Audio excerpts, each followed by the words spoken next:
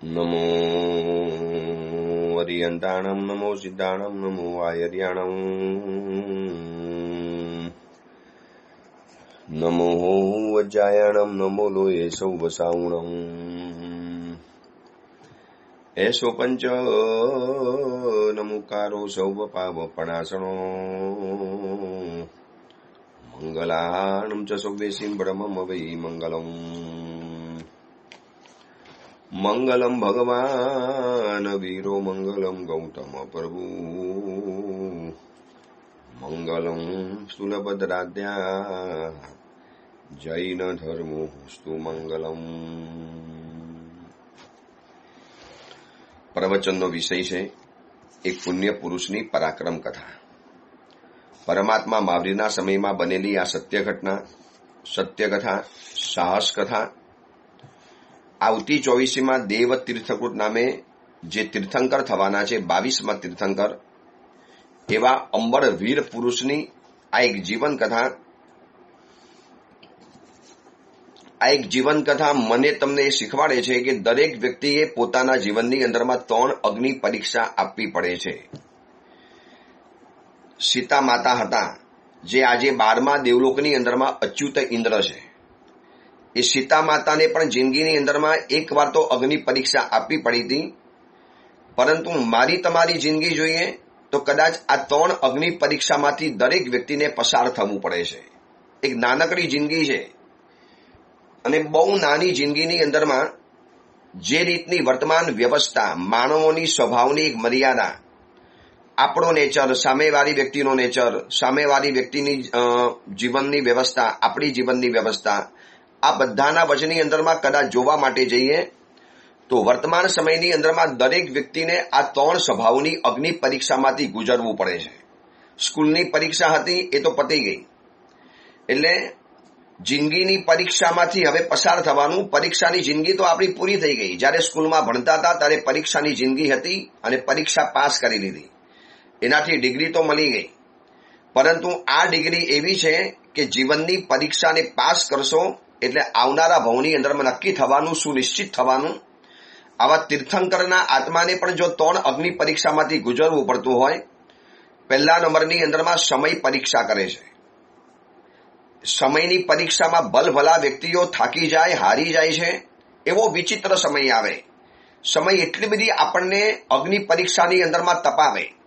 તમે જેટલી પણ મહાસતીઓ જોઈ લો, સવારના પ્રતિક્રમણની અંદરમાં ભરેસરની સજ્જાઈની અંદરમાં આપણે જે બધા મહાપુરુષોને યાદ કરીએ છીએ, સુલસા, ચંદનબાલા, મનોરમા, મયણરેહા, દમયંતી, આ બાજુ મહાપુરુષોની અંદરમાં ભરેસર, બાહુબલી, અભયકુમાર, ઢંઢણકુમાર, આ એક એક વ્યક્તિની જિંદગીને જોઈ લેજો. દરેક વ્યક્તિના જીવનની અંદરમાં સમયે એની અગ્નિ પરીક્ષા કરી છે. સમય એટલે ટાઈમ.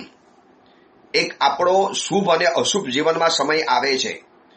આજે એટલી બધી વ્યક્તિઓ પરેશાન છે, એટલી બધી વ્યક્તિઓ હેરાન છે, એટલી બધી વ્યક્તિઓ અંદરથી દુઃખી છે. ગુરુદેવ, મારો આવો સમય કેમ? અહીંયા ત્રિકમનગરમાં ચાતુર્માસ છું તો પરમ દિવસે સાંજે એક ભાઈ બીજા એક ભાઈને લઈને આવ્યા કે મારા સાહેબ, આ વ્યક્તિ આપની પાસે વ્યક્ત નથી કરી શકતા. પ્રવચનમાં રોજ આવે છે, શિબિરોમાં પણ આવે છે, પણ આપની સામે વ્યક્ત કરતા થોડીક એમને શરમ નડે છે, એક મર્યાદા આવે છે. તો સાહેબ બતાવું છું કે આ ભાઈની રાતની ઊંઘ ખતમ થઈ ગઈ છે. મેં કીધું શું કારણ?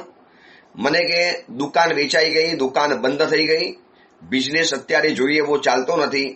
મેં કીધું ભાઈ, આ બધી જ કોમન સમસ્યા છે. તમારી દુકાન નથી ચાલતી તો દુકાન અમારી પણ નથી ચાલતી. અમે પણ દુકાનમાં આટલી બધી મહેનત કરીએ, કોણ પ્રવચનોમાં આવે, કોણ સાંભળવા માટે આવે, કેટલી આરસ, કેટલો પ્રમાદ. ઘરની બાજુની અંદરમાં દેરાસર ઉપાસ છે છતાં પણ નથી જવા તૈયાર. અમે કીધું દુકાન તો અમારી પણ નથી ચાલતી. ભગવાન મહાવીરનો માલ વેચવા માટે બેસીએ છીએ રોજ સવારના કલાક માટે. દરેક સાધુ ભગવંતો, સમણી ભગવંતો દરેક વેચવા માટે બેસે. ભાઈ, દુકાન તો ભલભલાની પણ નથી ચાલતી. એટલે એમ નહીં માનવું કે કોઈએ મારી ઉપર પ્રયોગ કર્યો, જાદુ કર્યો, ઓલું કર્યું, પેલું કર્યું. કાંઈ નહીં, તમે નવકાર મંત્રની આરાધનામાં આગળ વધો. મેં નવકારની આરાધના આપી. એટલે એમને એ સમજાવ્યું કે સમયની પરીક્ષા બધાને જીવનમાં આપવી પડે છે. પહેલી પરીક્ષા સમય કરે છે. સારો નરસો સમય, ઉપર નીચેનો સમય, આગળ પાછળનો સમય, દુઃખ સુખ અને દુઃખથી ભરેલો સમય. જોઈ લો, અંજના સુંદરીની પરીક્ષા સમયે 22 વર્ષ કરી. સતી માતા સીતાની અગ્નિ પરીક્ષા 14 વર્ષ અને 12 વર્ષ બંને વખત થઈ. વિચારી શકીએ છીએ આપણે, આટલી મોટી રાણી, રામચંદ્રજીની પતિ, આજે ઘરની અંદરમાં રામ અને સીતાને ભગવાન તરીકે ગણાય છે, અને એવી વ્યક્તિના જીવનની અંદરમાં પણ આવી અગ્નિ પરીક્ષામાંથી ગુજરવું પડ્યું. તો પછી મારી તમારી જીવનની શું હાલત થવાની છે? આ એટલા માટે બતાવું છું કે દરેક વ્યક્તિના ચહેરા ઉપર, મુખ ઉપર, હૃદયની અંદરમાં, અસ્તિત્વના કોઈ ખૂણાની અંદરમાં એક નાનકડી શિકાયત છે કે આમ જોઈએ એવી જિંદગી નથી ચાલતી, જોઈએ એવી મજા નથી આવતી, જોઈએ એવો આનંદ નથી આવતો, કોઈને પણ નથી આવતો. તો આનંદ ટકાવી રાખવાનો છે, કારણ કે સમય પરીક્ષા કરશે, પહેલી પરીક્ષા.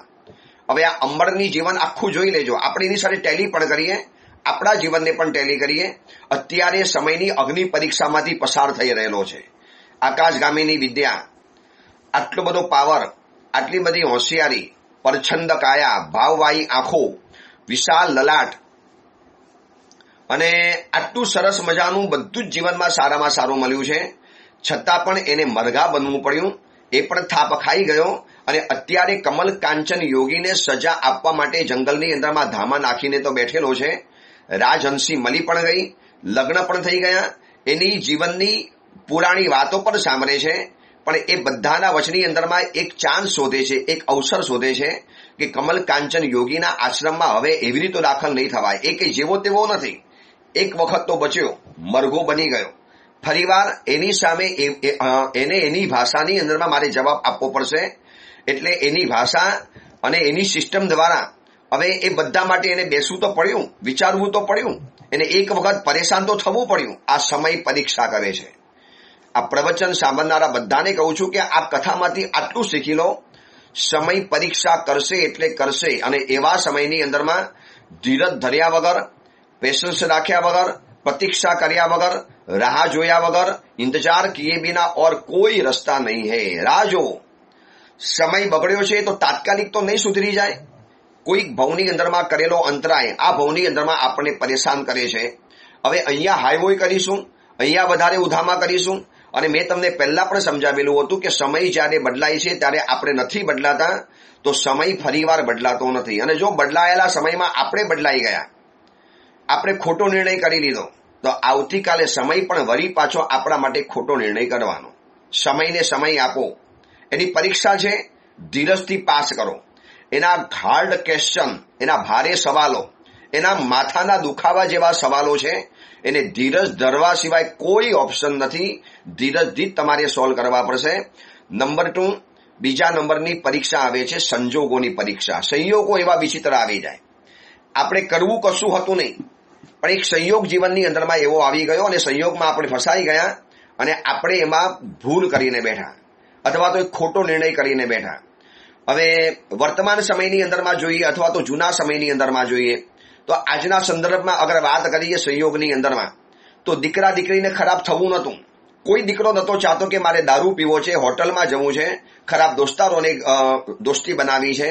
પણ એક સંયોગ એવા એની આજુબાજુની અંદરમાં આવી ગયા, જેને કદાચ આપણે નિમિત્ત પણ કહી શકાય. હવે ખરાબ સંયોગોની અંદરમાં એને મજબૂત રહેવાનું હતું, ટકી જવાનું હતું.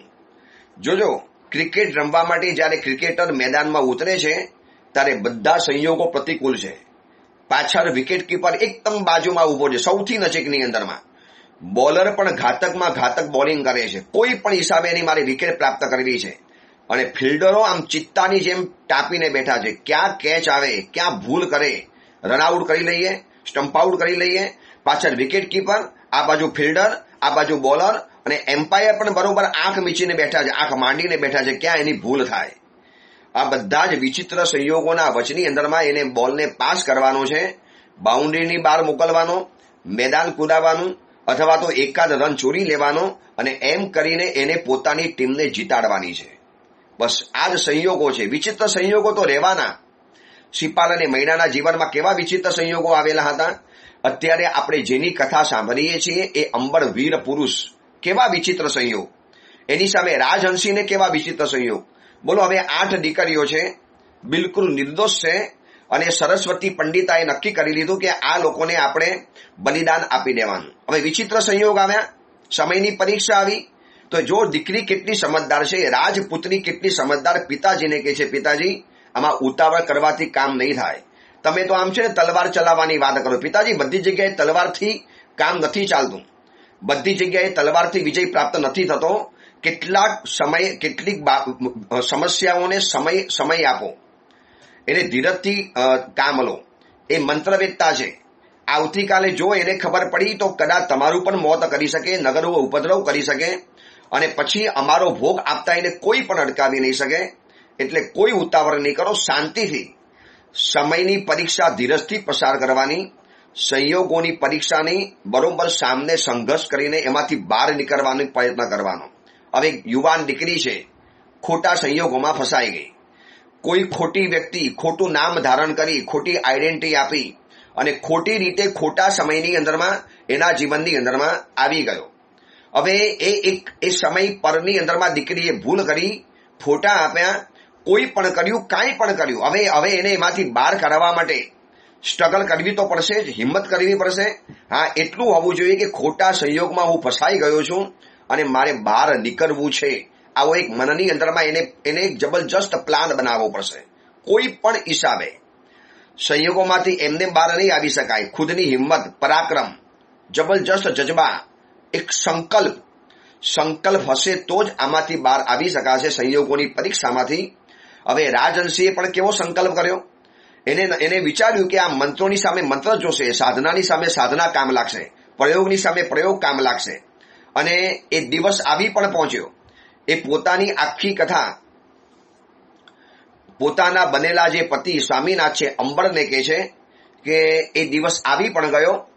રવિવારે 14નો દિવસ, વર 14નો દિવસ જવાનું જ હતું, પણ હું નિશ્ચિંત એટલા માટે હતી કે સૂર્યદેવે આપેલી કંચુકી, સૂર્યદેવે આપેલી કેટલીક માહિતીઓ, સૂર્યદેવે બતાવેલા કેટલાક રસ્તાઓ અને મારી 7 જે બહેન જેવી મારી જે સખીઓ હતી એના મોઢાની અંદરમાં આ દિવ્ય ગુટિકા. કોઈ તકલીફ છતાં પણ સાવધાન તો રહેવાનું હતું.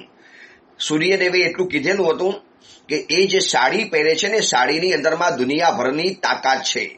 બસ એની જે સાડી કંઈક અલગ પ્રકારની છે. અગર થઈ શકે તો તમે એની સાડી જો લઈ લો તો બધી શક્તિ એની ચાલી જવાની, બધી જ તાકાત, બધો જ પ્રભાવ, બધું જ દિવ્યતા એની સાડીની અંદરમાં છુપાયેલી છે. એ દિવ્ય સાડી છે. એ પહેરી અને ધારે એવા દેવી દેવતાઓને આહ્વાન કરી શકે, નીચે ઉતારી શકે. અને આ બાજુ 8 કન્યાઓ જ્યારે પહોંચી અને કોઈ ખબર ના પડે, એવો પ્યાર, એવો પ્રેમ, બસ જાણે કે દીકરી હોય એવી રીતે પ્રેમથી નવડાવી દીધી. સામે અમે પણ જાણે એને કોઈ ખબર જ નથી. અમે પણ કીધું, માં તમે તો અમારી કેવી દિવ્ય માતા છો, કેટલું અમારું ધ્યાન રાખો છો. અમારી સગી માતાને પણ ખબર નથી કે આપત્તિ અમારી ઉપર આવવાની છે. માં અમને બચાવી લો આમાંથી, અમે તમારો ક્યારે ઉપકાર નહીં માનીએ. અને આ અમારી શબ્દોની વાગજાલની અંદરમાં સરસ્વતી પંડિતા એમ માને છે કે મેં એમને ફસાવી, અને અમે એમ માનીએ છીએ કે અમે એમને છક્કર ખવડાવી દીધી. અને એને બધી ક્રિયાઓ શરૂ કરી અમારી ઉપર, નૈવેદ, પૂજા, મંત્ર, પછી માલા રોપણ, આ બધું જે કરવાનું હતું બધું જ કરી લીધું. આ બધામાં અમે એકબીજાને આંખના ઈશારાથી સાવધાન હતા કે બધું જ કરવા દો, કોઈ કશું નહીં કરવાનો. અને આ બધું જ કર્યા પછી સરસ્વતી પંડિતાએ કીધું, બસ હું તૈયાર થઈને આવું છું અને હવે તમારી પાસે છેલ્લી એક વિધિ છે. દેવી દેવતાઓ આવશે, ડરતા નહીં.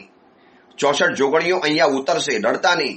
અમે કીધું, માં 64 જોગણી આવશે, એને દર્શન થશે? હા બેટા આવશે.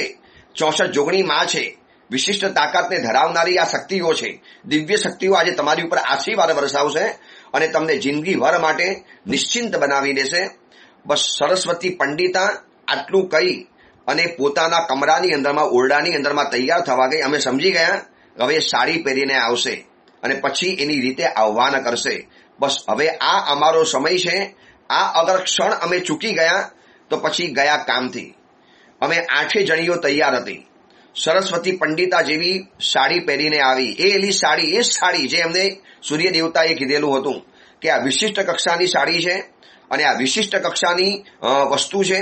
બધી તાકાત, બધો પ્રભાવ, બધી શક્તિ કે જે પણ ગણો એ બધું આની સાડીની અંદરમાં છુપાયેલું છે. બસ તમે એને એકવાર કબજો જમાવી લીધો. અને જેવી એ તૈયાર થઈને આવી એટલા સમયની અંદરમાં સૂર્ય દેવતાએ આપેલી કંચુકી પણ મેં પહેરી લીધી, ઓઢણી ઓઢી લીધી. અને દીકરીઓ જે મારી 7 બહેનપણીઓ હતી, સખીઓ હતી, એ લોકોએ પણ મોઢામાં ગોરી મૂકી દીધી. બસ હવે ગોરી મોઢામાં સંભાળજો. મેં બરોબર મારી કંચુકી બરોબર ઓઢી લીધી, પહેરી લીધી, અને જેવી સરસ્વતી પંડિતા બહાર આવી, એક દિવ્ય સ્વરૂપ, દિવ્ય સાડી. એ સમયે રાતના તો મને ખબર નથી, પણ અત્યારે દિવસના અજવાળામાં મેં એની જે સાડી જોઈ, દિવ્ય સાડી છે. લાગે છે કે કોઈક વિશિષ્ટ સાધના કરી એને આ સાડીને પ્રાપ્ત કરી હશે. અને જેવી અમારી સામે આવી અને હજી કંઈક પ્રયોગ કરે, 64 જોગણીઓને આવ્યા પછી અમારી તાકાત નથી કે એનાથી બચી શકીએ. એ આવી 64 જોગણીઓને આહ્વાન કરવાની વિધિ કરે અને જોગણીઓ તૈયાર હતી. બસ આહ્વાન થાય એટલી વાર અમારી જેવી 8 કુમારી કન્યાઓનું જયારે બલિદાન મળવાનું હોય, અને એ તો સિદ્ધિ આપવા તૈયાર હતી. એ તો સિદ્ધિ આપે જ છે. જે પણ વ્યક્તિ એની સાધના કરે, સિદ્ધિ એને આપી દેવાની. અમે જોયું કે એનું આહ્વાન થાય એની પહેલા જ એનું કામ પતાવવું પડશે. અમે 21 સાથે 8 છોકરીઓ માંડલામાંથી બહાર નીકળી. હજી સરસ્વતી પંડિતા કંઈક બોલે, કંઈક જોવે, કંઈક વિચારે. અમે તૈયાર હતી બરોબર, અને 21 સાથે હલ્લો કર્યો અને એને પકડી અને આખી નાખી સાડી એની નીચે અમે લઈ લીધી. સાડી ખેંચી લીધી. જેવી સાડી ખેંચી, અમે 8 જણી સામે એકલા. એની તાકાત હતી. અમને ખબર હતી કે એને કોઈ મંત્ર ભણવાનો સમય નહીં મળવો જોઈએ, એને કોઈ બીજો પ્રયોગ કરવાનો સમય નહીં મળવો જોઈએ, કારણ કે આ મંત્ર વિશારદ છે. જો આટલું જાણતી હોય તો બીજું ઘણી જાણતી હશે. પણ અમે સાવધાન હતા કે એને કોઈક સમય મળે, એને કોઈક ચાન્સ મળે, એને કોઈ તક મળે, કોઈક અવસર મળે, એની પહેલા અમે 8 જણીઓ એવી ઝપટ પડી એની ઉપર અને એની સાડીને છૂટવી લીધી. સાડી આખી કાઢી લીધી.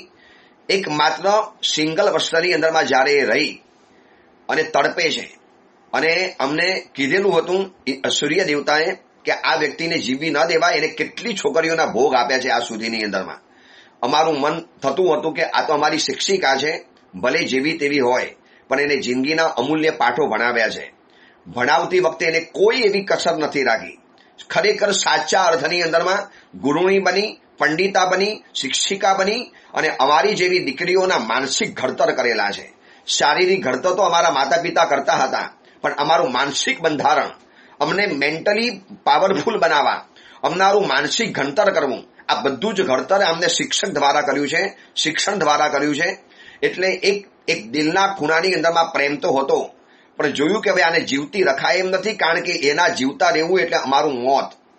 અને આજે આ સિદ્ધિની જે લાલચુ બની છે, અગર સિદ્ધિની લાલચુ ન બની હોત અને આ જ શક્તિનો જો સારો પ્રયોગ કર્યો હોત, તો આ સરસ્વતી કદાચ અમારા નગરની મુખ્ય ગુરુ બની ગઈ હોત. એટલી તાકાતવાળી, એટલી શક્તિ સંપન્ન હતી. પણ માણસને જ્યારે લોભ લાગે છે, ઓર વધારે કમાવવું છે, ઓર વધારે જોઈએ છે, અને એ એના જીવનની અંદરમાં નુકસાન કરી દે છે. અને સૂર્ય દેવતાએ કીધેલું હતું કે તારે તારી કંચુકી એના માથે મૂકી દેવાની, અને તમારા લોકોએ જે મોઢામાં ગોરી છે એ ગોરી એક એના શરીર ઉપર ફેંકવાની, એટલે એનો પ્રાણ ચાલી જશે. અને અમે એ જ કર્યું. સાડી લઈ લીધી. અડધો તો એનો દેહ નિશ્ચિત બની ગયો, અને અમે કરવાનું કરી દીધું, અને એનો શરીર નિષ્પ્રાણ બની ગયું. અમને દુઃખ તો થયું, પણ હવે ગામને બચાવવા માટે કે આવતીકાલે વધુ સિદ્ધિને પ્રાપ્ત કરી, હવે એના શું મનની અંદરમાં આવતીકાલના શું હોય વિચારણા, એ આપણને ખબર નથી. આનાથી શક્તિ સંપન્ન બની અને આવતીકાલે ઓર વધારે નગરમાં કારો કેર વર્તાવે એના કરતા તો. અને જ્યારે લોકોને ખબર પડી કે સરસ્વતી પંડિતા મોત પામી છે, લોકોએ અમારી ઉપર ધન્યવાદનો વરસાદ વરસાવ્યો. બસ એ તો અમે કામ પતાવી દીધું. બસ વીર પુરુષ સ્વામીનાથ, આપ જે પૂછતા હતા ને કે આ કંચુકી કેવી રીતે પ્રાપ્ત થઈ, શું થયું, આ મારી ઘટના છે. અને આ કહેતા રાજહંસી ધુસકે રડી પડી. અંબર ક્ષત્રિય એને સાંત્વન તો આપે છે, પણ રડવાનું કારણ એક જ કે ઉપકારી વ્યક્તિને અમે જીવનમાં નુકસાન કરી બેઠા. આ ઉપકારી હતી, જિંદગીના અમૂલ્ય પાઠો ભણાવ્યા, જિંદગીમાં સરસ મજાનો રસ્તો બતાવ્યો, માનસિક ઘડતર કર્યું, એક કેવા પુરુષ સાથે સંબંધ બાંધવાનો, કેટલી વ્યક્તિઓને નિકટમાં આવવા દેવાની, કેટલી વ્યક્તિઓને જીવનની અંદરમાં ઓર વધારે આપણા જીવનના અંતર્ભાગની અંદરમાં આવવા દેવાની, અથવા તો વ્યક્તિ પરીક્ષા કેવી રીતે કરવાની, કેવા સંયોગો જીવનની અંદરમાં આવશે. કીધું ને, સંયોગોની પરીક્ષા છે, સમયની પરીક્ષા અને સંયોગોની પરીક્ષા. અને યાદ રહે, પાઠશાલાના શિક્ષક હોય કે સ્કૂલના ટીચર હોય કે શિક્ષક હોય, આ બધાની જવાબદારી એ છે કે તમારા હાથ નીચે ભણનારો વિદ્યાર્થી, તમારા હાથ નીચે ભણનારો સ્ટુડન્ટ, એ આવતીકાલે સંયોગોની પરીક્ષાની સામે ટકી જાય, તમારે એવો એને મજબૂત બનાવવાનો છે. સંયોગો તો બહુ વિચિત્ર આવવાના, દેવારું ફૂંકાવાનું, છોકરીઓને કદાચ ડાયવોર્સ થવાના, ઘરમાંથી કાઢી મૂકવાના, અન્યાય થવાના, અપમાન થવાના, આક્રોશ આપણી ઉપર તૂટી પડવાનો, બહુ બધી આપણી ઉપર પાર્શાલિટી થવાની, એટલો ભરચક અન્યાય થવાનો, મરી જવું, ખતમ થઈ જવું, સુસાઇડ કરી નાખવું. ગઈકાલે સુરતની અંદરમાં એક ઘટના એવી બની કે એજ્યુકેટેડ વકીલ અને એની પત્ની પણ એજ્યુકેટેડ, પોતે પણ વકીલ પતિ પત્ની હતા, અને એ વકીલ પત્નીએ ગઈકાલે સુસાઇડ કર્યું. શું કારણ ખબર છે? કેવું ક્ષુલ્લક કારણ.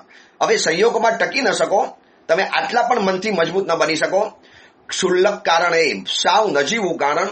સાંભળ્યા પછી તમને પણ આશ્ચર્ય થશે. એ વકીલ પત્નીએ સુસાઇડ એટલા માટે કર્યું, એને ગરબા શીખવા માટે જવું હતું. હવે નવરાત્રીના ગરબા આવશે નજીકની અંદરમાં, અને એના ક્લાસીસ શરૂ થઈ ગયા અત્યારથી. ગરબા રમવા માટે જવું હતું, અને પતિને ખબર હતી કે ત્યાં બધા બહુ ગોરખ ધંધા ચાલે, કોઈ વિધર્મીઓ આવીને ખોટા નામે અંદરમાં શીખવાડે. એને એમ કીધું કે ઘર બેસીને શીખ, યુટ્યુબમાંથી શીખીને, ગરબાના ક્લાસીસમાં તારે રમવા નથી જવાનું, ઘેર બેઠા શીખવાનું છે. બસ આટલી વાત, અને આના ખોટું લાગી ગયું, અને એના કારણે આ વકીલ પત્નીએ સુસાઇડ કરી લીધું, આપઘાત કરી નાખ્યો. આટલું નાનું કારણ. આવા સંયોગો તો જીવનમાં બહુ બધા આવવાના, બહુ બધી મુશ્કેલીઓ જીવનમાં આવવાની, અને કોઈ સ્ટ્રગલ નહીં કરી શકે. આજનું એજ્યુકેશન, હું વારંવાર કહું છું, લાખો કરોડો રૂપિયાના ધુમાડા કર્યા પછી માતા પિતા પરસેવો પાડીને પૈસા કમાય છે, અને એની 90% રકમ આ એજ્યુકેશનની પાછળ સ્વાહા થઈ જાય છે, ભસ્મીભૂત બની જાય છે. આંખોની અંદરમાં સ્વપ્ન આંજીને માતા પિતા ભણાવે છે, પેટે પાટા બાંધીને માતા પિતા દીકરા દીકરીઓને સારું એજ્યુકેશન આપે છે. પોતે કદાચ ભૂખ્યા રહી અને પોતાની 2 વસ્તુ ઓછી લાવી અને માતા પિતા સારું એજ્યુકેશન અપાવડાવે છે, પણ કહેવું પડે છે દુઃખ સાથે કે આ એજ્યુકેશન બાળકને સંયોગોની સામે ટટ્ટાર ઉભા રહેતા શીખવી શક્યું નથી. કેમ સુસાઇડ વધતા ચાલ્યા? કેમ આપઘાત વધતા ચાલ્યા? સમાચાર વાંચ્યા હશે તમે, હમણાં જ પેપરોમાં, મીડિયામાં વાંચ્યા હશે સમાચાર કે ગુજરાતમાં છેલ્લા 5 વર્ષની અંદરમાં 15 લાખથી વધુ લોકોએ સુસાઇડ કર્યું છે, માત્ર 5 વર્ષના ગાળાની અંદરમાં. કેમ પણ આટલું બધું કેમ? શું દુઃખ છે જીવનની અંદરમાં? શું એવી તકલીફો આવી ગઈ? તકલીફ વધી નથી, સંજોગોની સામે લડતા નથી આવડતું. આ સંયોગોની પરીક્ષા છે, અને પ્રત્યેક વ્યક્તિને પોતાની જિંદગીમાં 3 પરીક્ષામાંથી પસાર થવું જ પડે. સમય પરીક્ષા કરે છે, સંયોગો પરીક્ષા કરે છે. અને આ જોઈ લો, અંબરને, આ રાજહંસીને, આ બધાને કેટલા બધા સંયોગોમાંથી ગુજરવું પડ્યું, કેવા વિચિત્ર સમયમાંથી ગુજરવું પડ્યું. અંબર સાંત્વન આપે છે, કાંઈ નહીં, તે જે કર્યું સમયને ઉચિત કર્યું છે, હવે દુઃખ નહીં લગાડ. હવે હું છું ને તારી બાજુની અંદરમાં, એક પણ વ્યક્તિ તારો માથાનો વાર વાંકો નહીં કરી શકે. તાકાત છે કોઈની? તને જે ઉપાડીને અહીંયા લાવ્યો છે એ કદાચ મને જોઈને ગભરાઈ ગયો છે, નથી જ આવ્યો બાજુની અંદરમાં, અને આવે તો 1 સેકન્ડની અંદરમાં એને હરાવવાની મારી તાકાત છે.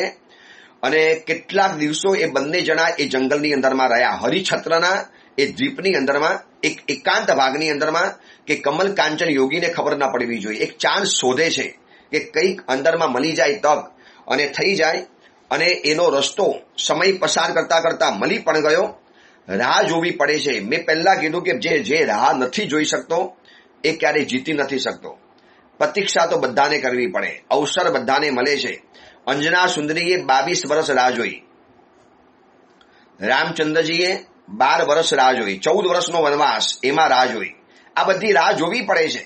પરમાત્મા મહાવીરને પણ કેવળ જ્ઞાન પ્રાપ્ત કરવા માટે 12.5 વર્ષની ઘોર સાધનાની રાહ જોવી પડી છે. પછી પ્રભુને કેવળ જ્ઞાન મળ્યું છે. તીર્થંકરના આત્માને જો આટલું બધું કષ્ટ ઉઠાવવું પડતું હોય તો મારી તમારી જીવનની શું કહાની હોય, શું કથા હોય. પણ સંયોગોની પરીક્ષાને પાસ કર્યા વગર બધાને બહાર નીકળી જવું છે. એક માટલું પણ તૈયાર થાય છે ને તો કુંભારના નિંભાડાની અંદરમાં એને તપવું પડે છે. મડકે ગોબી અગ્નિ પરીક્ષા દેની પડતી है. સંયોગોના નિભાડાની અંદરમાં તપે, અને ત્યારે જઈને મટલું કોઈકના ઘરે ઠંડા પાણીની શોભા બનતું હોય છે. હવે રાજહંસી અને અંબર એ જંગલની અંદરમાં છે, સમય પસાર કરે છે. એક વ્યવસ્થિત સલામત જગ્યાની અંદરમાં બંને જણા રહી ગયા છે. એક નાનકડું ઝૂંપડું પણ બનાવી દીધું છે. જંગલની અંદરમાં ફળ ફ્રૂટ ખૂબ રહેલા છે, સરસ મજાનું જંગલ છે. અને રાજહંસીને હવે કોઈ ચિંતા નથી, સમર્થ પુરુષ. અને ધીરે ધીરે ખબર તો પડી ગઈ કે જેનો મેં હાથ પકડ્યો છે જેવી તેવી તો વ્યક્તિ નથી, પાવરફુલ છે, શુભ શક્તિ સંપન્ન છે અને અજબ ગજબનો આ માણસ રહેલો છે. એની સિદ્ધિ, એની વાતો, આ બધી વાતો. એમાં એક દિવસ એવું બની ગયું કે જંગલની અંદરમાં ફરવા માટે નીકળેલી હતી રાજહંસી એકલી, અને જતા જતા આગળ ગઈ. એને એક વિચિત્ર પ્રકારનું વૃક્ષ જોયું, બિલકુલ વિચિત્ર, આખું નવું, અલગ. એના વૃક્ષ ઉપરના જે ફળો એટલા બધા મીઠા, એટલા સુગંધી, અને લાગ્યું કે આ ફળો બહુ સરસ છે, ખાવા જેવા છે. અંબળ પોતાના કામની અંદરમાં હતો અને એ ફળ ખાધું. જેવું ફળ પેટમાં પધરાવ્યું એટલે રાજહંસીનું સ્વરૂપ આખું બદલાઈ ગયું અને મનુષ્ય સ્ત્રીમાંથી એ ડોંકી, ગધેડીની અંદરમાં ટ્રાન્સફર થઈ ગઈ. આવા બધા જંગલમાં વૃક્ષો આજે પણ છે, આજે પણ એવી વેલડીઓ છે, આજે પણ એવી લતાઓના પ્રયોગો છે, આજની તારીખે પણ છે, પુસ્તકોમાં પડેલા છે. કેટલાક જાણકાર વ્યક્તિઓ મને મળ્યા છે. મહારાજ જ્યારે શોધવા માટે ગયા, જંગલની અંદરમાં ગયા, ગિરનાર, હિમાલય, આબુના જંગલોમાં એ વેલડીઓને શોધવા માટે ગયા. કોઈએ કીધું કે જંગલમાં છે, જઈ આવો, મળશે. અને ગયા ત્યારે એ વસ્તુઓ અમારી આંખ સામેથી અદૃશ્ય થઈ જાય, દેખાય જ નહીં. વળી કોકને દેખાય, જેને નિષ્પૂર્વ છે એ વ્યક્તિને દેખાય છે, પણ જે પ્રયોગ કરવા માટે માગે નથી દેખાતી. કારણ કે વર્તમાન સમયમાં જો આવી વસ્તુઓ કોકના હાથમાં આવી ગઈ, શું માણસ એનો ખોટો ઉપયોગ ન કરી શકે? હવે એ જંગલના વૃક્ષના ફળ ખાઓ અને આખો નાખો નરદેમાંથી તમે માણસ ગધેડો બની જાય, અને આ ડોંકી બની ગઈ રાજહંસી. ગધેડીના સ્વરૂપની અંદરમાં સ્વરૂપ આવી ગયું. હવે ક્યાં સ્વરૂપવાન અપ્સરા જેવી રાજકન્યા, રાજકુંવરી, રાજહંસી, અને ક્યાં આ ગધેડીના સ્વરૂપની અંદરમાં. હવે મનુષ્યનો દેહ તો હતો એટલે ગભરાઈ ગઈ, બરોબર, ભાગીને અંબળની પાસે આવી ગઈ. અંબળ પણ ચોંકી ગયો કે આ કોણ, ગધેડી કેવી રીતે આવી ગઈ, શું થયું? અને એની જે રીતની બોલવાની, જે રીતનું માથું હલાવવાની સ્ટાઇલ, જે રીતે એને ઈશારા વગેરે કર્યા, માનવનું મન તો હતું, ભલે શરીર ગધેડીનું છે પણ મન તો માનવનું છે. એને જે રીતે ઈશારા વગેરે કર્યા, એમાં ચકોર અંબળ ક્ષત્રિય સમજી ગયો કે આ રાજહંસી છે. જંગલની અંદરમાં કોઈ ફળ ખવાઈ દીધું છે, ખાવામાં આવી ગયું છે અને આ ગધેડી બની ગઈ છે. હવે એને મારે મનુષ્ય બનાવી હશે તો પેલા વાવનું પાણી લાવવું પડશે. હવે વાવનું પાણી લેવા માટે જવું હોય તો વળી પાછું કમલ કાંચન યોગિનીની પ્રિમાઇસીસની અંદરમાં દાખલ થવું પડે. જોખમ તો હતું. જો એ સમયની અંદરમાં ઉપયોગ રાખ્યો હોય અને એને પોતાની વિદ્યાજાલને જો એ સમયમાં યાદ કરે તો ખબર પડી જાય રડારની અંદરમાં કે અંબર આવ્યો, હજી અહીંયા જ છે, માનવ બની ગયો છે. પણ હવે આ ગધેડી રાજહંસી જે ડોંકી બની ગઈ છે, ગધેડી બની ગઈ છે, એને મનુષ્યના દેહમાં તો લાવી જ પડશે. એને દોરી દ્વારા, લતા દ્વારા ઝાડ સાથે બાંધી દીધી અને ઈશારાથી સમજાયું, બોલી એટલે ભાષા તો સમજી ગયો. કીધું કે ઊભી રહે, કશું જ નહીં કરતી, અહીંયા ચૂપચાપ ઊભી રહે, હમણાં હું આવું છું.